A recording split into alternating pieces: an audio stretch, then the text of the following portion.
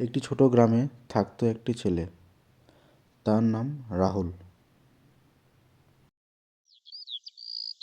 একদিন সে সকালে উঠে ঘর থেকে বেরিয়ে বাইরে দাঁড়িয়ে সূর্য ওঠা দেখছে। রাহুল খুব ভালো ছেলে, কিন্তু পড়াশোনা একদম ভালো লাগতো না। বই দেখলেই সে বলতো।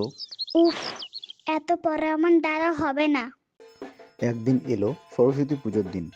চারিদিকে ফুল এবং মিষ্টির গন্ধে ভরে গেল গ্রাম।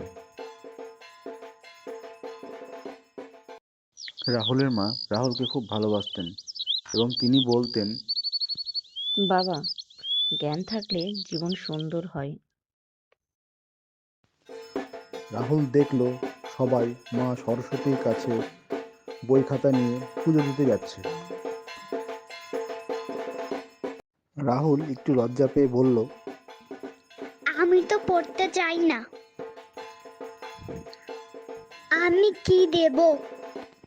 ঠিক তখনই তার ঠাকুমা এসে বললেন, মা সরস্বতী শুধু ভালো ছাত্র নয়, চেষ্টা করা শিশুদেরও ভালোবাসেন।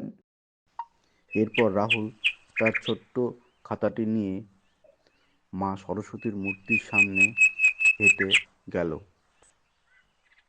রাহুল তারপরে মা সরস্বতীর সামনে হাত জোড় করে বসল।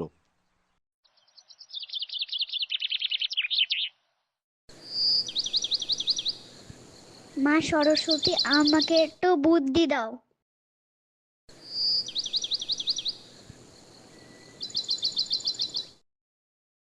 আমিও চেষ্টা করব ভালো পড়াশোনা করার। পরের দিন থেকে রাহুল একাই একটু একটু করে পড়তে শুরু করলো। আজ এক পাতা, কাল দু পাতা। এইভাবে রাহুল ধীরে ধীরে পড়াশোনায় ভালো হয়ে উঠল।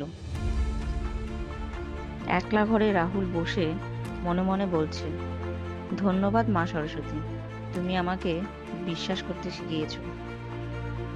বন্ধুরা, আমরা এর গল্পতে এটা জানতে পারলাম, চেষ্টা আর বিশ্বাস থাকলে মা সরস্বতীকে পাওয়া যায়।